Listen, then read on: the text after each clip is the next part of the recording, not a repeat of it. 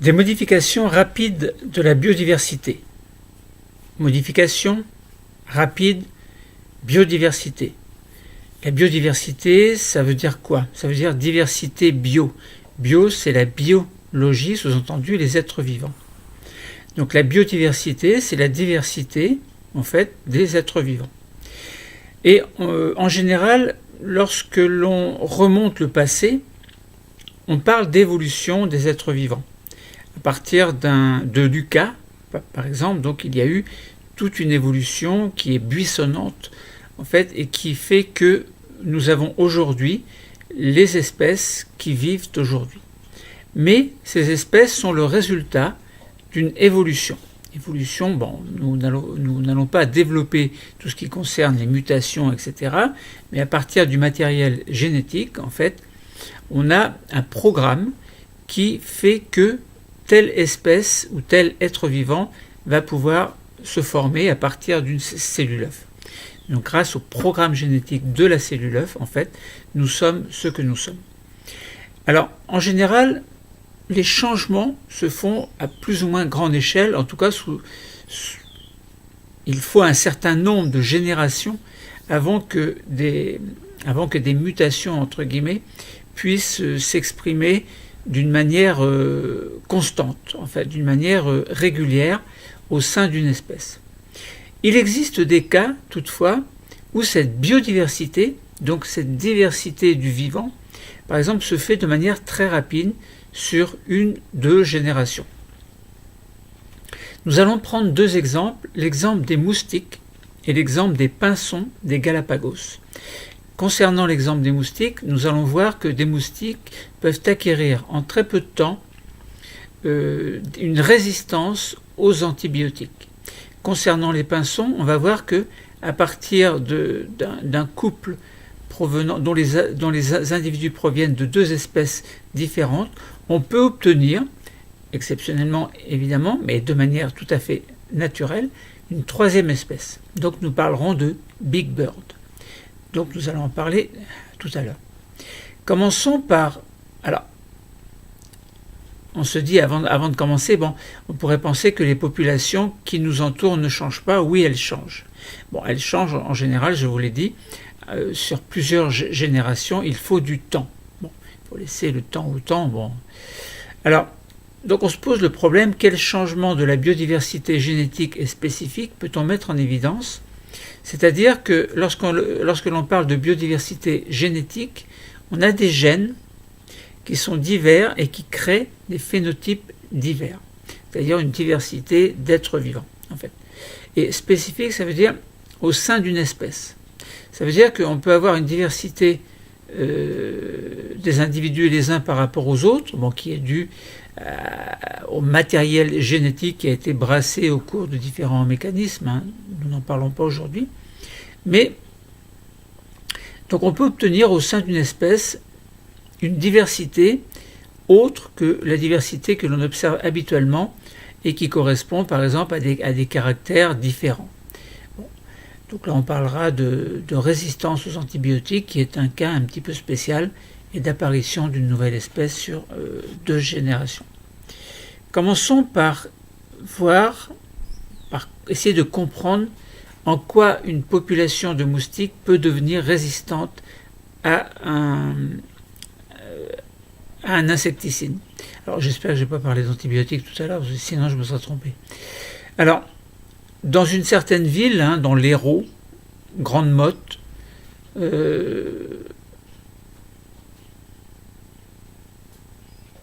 dans les années 65 à peu près, donc c'est une région humide, et il y avait des moustiques, et un des problèmes majeurs dans cette zone humide était d'éradiquer un moustique qui s'appelle Culex pipiens. Alors Culex, c'est le nom de genre que l'on écrit avec une majuscule, et pipiens, c'est le nom de l'espèce. Alors on a utilisé des insecticides organophosphorés, OP, on dit OP, organophosphorés, donc qui ont été pulvérisés à grande échelle dans la région pour tuer, alors non pas le moustique, enfin oui, le moustique, on l'a tué, l'adulte, mais ce que l'on voulait en fait, c'est tuer surtout les larves. les larves qui vivent dans l'eau, dans les eaux stagnantes, ou comme la zone est très humide, eh bien, donc les moustiques étaient à l'aise pour se développer.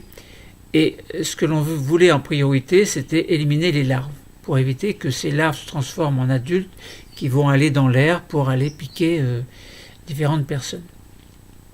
Alors, mais on s'est aperçu au bout d'un certain nombre d'années que ces insectes devenaient résistants aux insecticides. Donc le problème évidemment était posé. Alors, des chercheurs ont fait en sorte que, donc ils ont fait une étude et ils ont calculé le pourcentage de moustiques, de larves, en tout cas qui mouraient en fonction de la dose. Et ils se sont aperçus que, en fait, donc il y avait deux populations de moustiques, donc qui font partie de la même espèce, mais deux populations qui ne vivaient pas forcément au même endroit. Et dans ces deux populations, ils ont mis en évidence une population qui était sensible à une faible dose d'insecticides et une population qui était devenue résistante à cette dose faible et qui, pour mourir, devait subir l'action d'une dose beaucoup plus importante. Alors, on peut présenter les résultats sous forme d'un graphe, mortalité des larves en pourcentage, en fonction de la concentration de l'insecticide en milligrammes par litre. On s'aperçoit que, donc concernant la mortalité des larves selon la dose d'insecticide employée,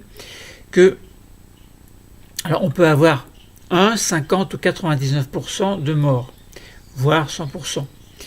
Pour une dose de 10 puissance moins 3, alors je dis en milligrammes par litre, je ne vais pas répéter à chaque fois, donc pour une dose de 10 puissance moins 3, les moustiques ne mourraient pas. 50% de moustiques sont morts pour une dose qui était un tout petit peu supérieure à 10 puissance moins 3. Et puis pratiquement tous les moustiques, donc toutes les larves sont mortes pour des doses d'insecticides qui étaient encore un petit peu supérieures à 10-3. Donc situées entre 10-3 et 10-2, mais loin de 10-2, plus proche de 10-3, ce qui fait qu'avec des doses comprises entre 10-3 et un petit peu plus, on arrivait à détruire toutes les larves. Voilà, donc ça c'était la population qui était sensible à des faibles doses, alors très certainement d'organophosphorés, OP.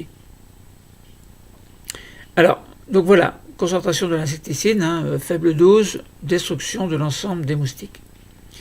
Et puis, on s'est aperçu que ailleurs, pas très loin de cet endroit, on a fait l'étude sur une autre population, la même espèce, mais une population qui était ailleurs, et on s'est aperçu qu'il fallait des doses plus élevées pour détruire les insectes. Alors, on réussissait à les détruire, mais il fallait des doses beaucoup plus importantes qui allaient jusqu'à 1 mg par litre. Donc, dose qui était située entre un petit peu moins de 10-1, donc 0,1, et en allant jusqu'à 1. Là, on réussissait à éradiquer en tout cas à détruire, jusqu'à 99% de la population. Mais si on mettait une dose, par exemple, de 10-2, il ne se passait rien. Alors, bien sûr, les souches résistantes mouraient. S'il y en avait par hasard qui avaient migré, par exemple, d'un endroit à un autre et qui se retrouvaient sur le site de la population qui était résistante, eh bien, à ce moment-là, donc, les souches sensibles mouraient. Mais les résistantes, dans cette deuxième population, ont résisté à des doses beaucoup plus importantes jusqu'à finalement être détruites. Alors, ce qu'il faut retenir, ce qui est important à comprendre, c'est que on a deux populations des mêmes moustiques, donc pipiens, espèce pipiens, situées à deux endroits différents. Une souche est sensible pour des doses faibles du même insecticide, une souche est résistante et pour les détruire, il faut augmenter la dose, donc la quantité d'insecticide. Donc voilà. Maintenant, on peut se poser la question, pourquoi est-ce que ces moustiques ont développé une résistance? Donc là, on est dans changement de la biodiversité, mais est-ce que c'est dû à des phénomènes génétiques au sein de l'espèce? Alors, les chercheurs ont fait une analyse de l'ADN des deux phénotypes S sensible et R résistant. Alors, le phénotype, juste un petit rappel, c'est ce qui résulte de l'expression du génotype. On prend un gène spécial qui va s'exprimer, va donner une protéine qui sera appelée de manière générale phénotype moléculaire. Cette molécule va interagir dans le métabolisme au niveau d'une cellule. Au niveau de la cellule, on parle de phénotype cellulaire. Et les cellules, un ensemble de cellules constitue un organisme. À ce moment-là, on parle de phénotype macroscopique. Donc si on parle des moustiques, quand on regarde un moustique, on voit son phénotype macroscopique qui est la résultante de l'expression d'un ensemble de gènes provenant d'une cellule œuf. Donc l'analyse de l'ADN des deux phénotypes sensibles et résistants a montré donc des différences entre eux, dont une différence importante au niveau d'un gène que l'on appelle EST2.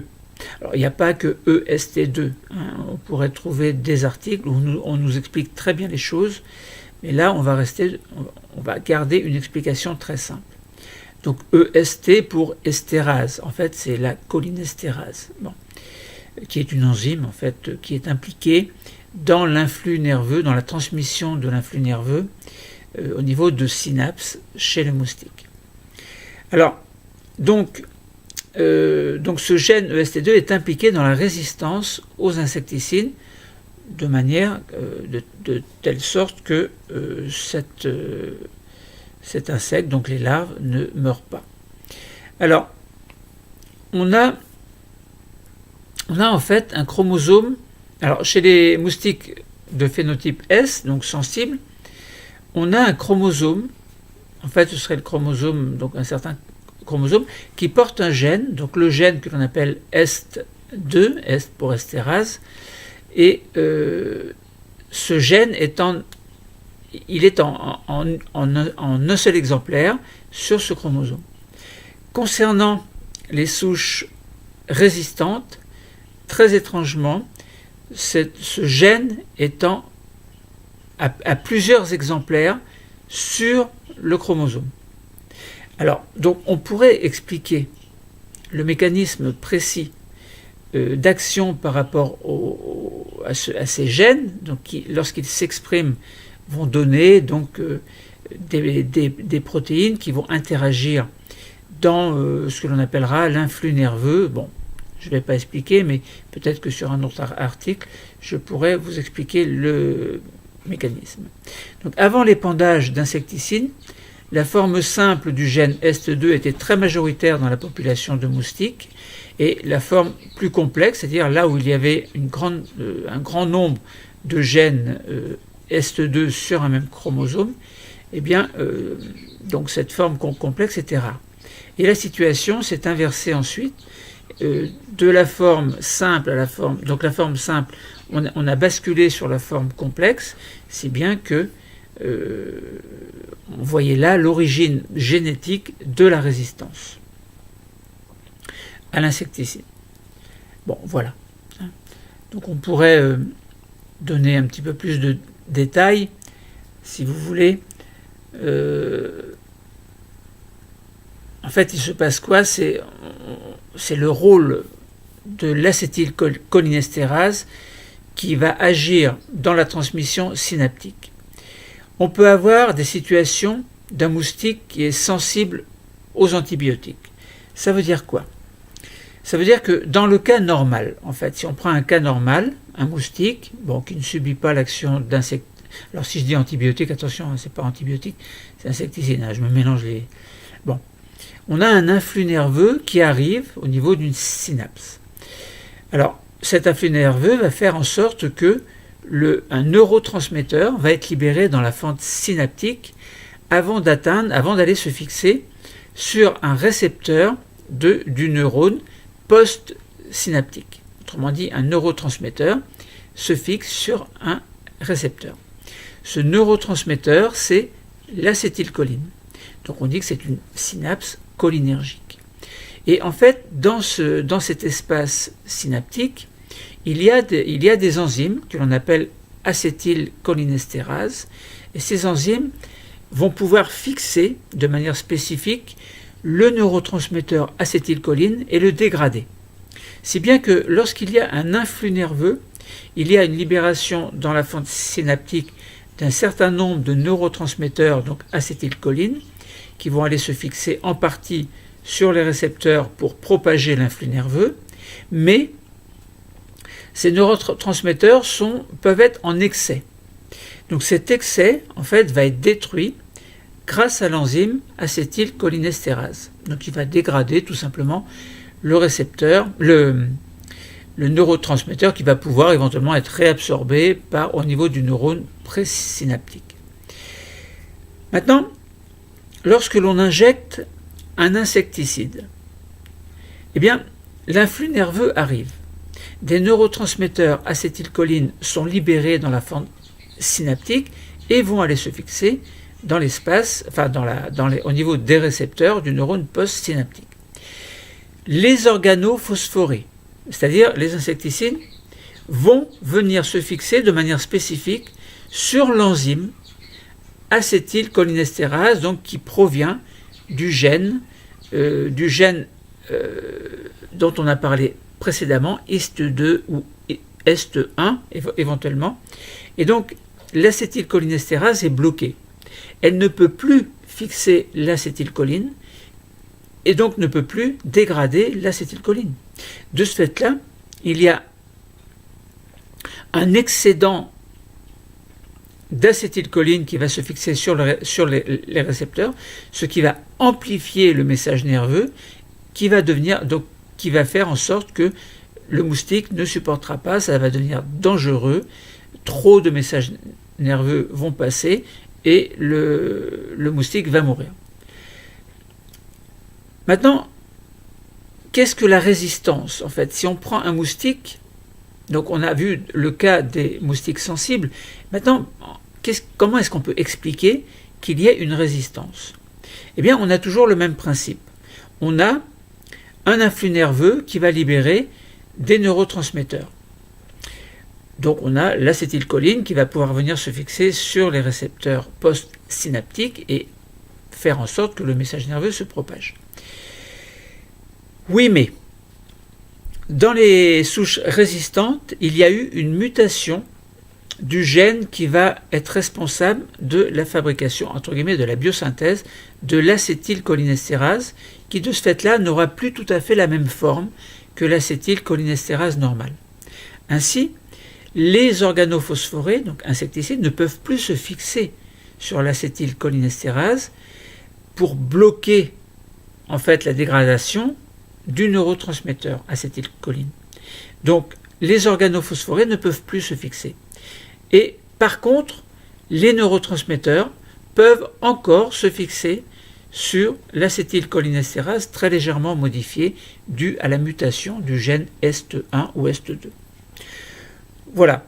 Et dans ce cas, eh bien, la majorité des molécules de neurotransmetteurs peuvent être dégradées, mais alors ça ne fonctionne pas aussi bien qu'un insecte normal, mais n'empêche que ça induit quand même une résistance. Voilà comment on peut expliquer globalement la résistance. Alors pour simplifier évidemment, il existe un autre mécanisme qui ne fait pas intervenir, d'autres mécanismes qui font intervenir la qualité, et non pas la quantité. Quand on regarde, par exemple sur le chromosome, il y a un seul exemplaire de HIST2, estérase 2, du gène, eh bien il va induire la biosynthèse, donc l'expression va faire en sorte qu'il va y avoir donc un certain nombre d'acétylcholinestérase, mais s'il y a une amplification du nombre de gènes, on aura beaucoup plus d'acétylcholinestérase. Voilà, bon, après je vous laisse essayer de deviner les conséquences. Donc voilà pour les insectes. Maintenant, essayons d'étudier le cas du fameux Big Bird. Comment est-ce qu'il est apparu? En quoi est-ce que l'apparition de Big Bird montre qu'il y a une diversification qui peut se faire à très courte échelle. Diversification du vivant. Big Bird, donc c'est la naissance d'un nouveau pinson. En fait, globalement, et pour faire simple, en fait, il y avait donc dans les Galapagos, en fait, une île, un endroit que l'on appelle Daphné Major. Il y a des pinsons. Les pinsons sont des oiseaux. Eh bien, il y a donc différentes espèces, et il y a une espèce sur Daphné Major, qui est l'île, avec Géospise à bec moyen, espèce qui était avant 1981. Et est arrivé sur cette île-là un mâle Géospise à bec conique en 1981. Donc il y avait là, sur l'île Daphné Major, deux pinsons d'espèces différentes qui ne pouvaient pas en théorie se reproduire. Pourquoi? Parce qu'on définit une espèce par le fait que si deux individus peuvent se reproduire, ils font partie de la même espèce. Bec moyen, bec conique, pas la même espèce, donc en théorie ne peuvent pas se reproduire. Alors, Géospise à bec conique provenait d'une île qui était située à 100 km. Il ne pouvait pas repartir, donc il est resté sur l'île Daphné Major. Alors, et ces deux pinsons, en fait, bec moyen et bec conique, se sont accouplés. Ce qui était très bizarre. Ils ont donné naissance à un autre pinson. Voilà, c'était la naissance du premier Big Bird. Et ce pinson ensuite donc a pu se reproduire avec d'autres pinsons de la même espèce, enfin qui faisaient partie désormais de la même espèce Big Bird. Donc voilà, donc c'est très étrange, hein. Il y a eu la naissance d'un nouvel individu. Donc dans l'archipel des Galapagos, qui est un ensemble d'îles, voilà, il y a une biodiversité exceptionnelle, dont 18 espèces d'oiseaux qui sont connues sous le nom de pinsons de Darwin. Pourquoi? Parce que Darwin a étudié les pinsons sur cette île. Donc Daphné Major, voilà, 3 espèces de pinsons dont les Géospises à bec moyen, etc., etc. Donc 3 espèces. À partir de 2 espèces, une 3e espèce est apparue. Donc ça voulait dire qu'à courte échelle, on a pu montrer on a pu mettre en évidence donc des changements rapides de la biodiversité génétique et spécifique, c'est-à-dire au niveau de l'espèce. Donc voilà. Alors, les chercheurs, juste une petite parenthèse, ils ont suivi sur 6 générations la descendance de Big Bird en effectuant des prélèvements d'ADN. Donc ces prélèvements ont confirmé l'origine des Big Bird, c'est-à-dire provenant des 2 pinsons à bec moyen et à bec conique. Il suffit d'étudier donc les séquences de l'ADN au niveau des gènes, etc. Bon, c'est très facile. Par ailleurs, les portées se sont reproduites exclusivement entre elles. Donc ça avait un petit peu de consanguinité. Bon, donc les chants des Big Bird étaient inhabituels sur l'île et n'attiraient pas les femelles des autres espèces. Ce qui fait que Big Bird ne s'est accouplé qu'avec des Big Bird. Alors d'où venaient les Big Bird? Eh bien, ils venaient de l'espèce de Daphné, du bec moyen et bec conique. Voilà, après, qu'est-ce qui s'est passé exactement? Bon, une histoire entre frères et sœurs, c'est très bizarre. Voilà, donc la portée différait aussi des 3 autres espèces locales par la forme du bec et par la forme et la taille du bec. Donc voilà, on a mis en évidence les changements rapides de la biodiversité génétique à partir des insectes concernant la résistance aux insecticides et concernant les pinsons. Donc une 3e espèce est apparue à partir de 2 espèces qui se sont accouplés. C'est une situation tout à fait exceptionnelle. Donc modification rapide de la biodiversité, oui, c'est possible, non plus à très grande échelle, donc sur des millions d'années, voire plus, milliards. Voilà, l'évolution, elle est ce qu'elle est. Changement de la biodiversité génétique et spécifique, on a mis en évidence. Le cours est terminé. Merci.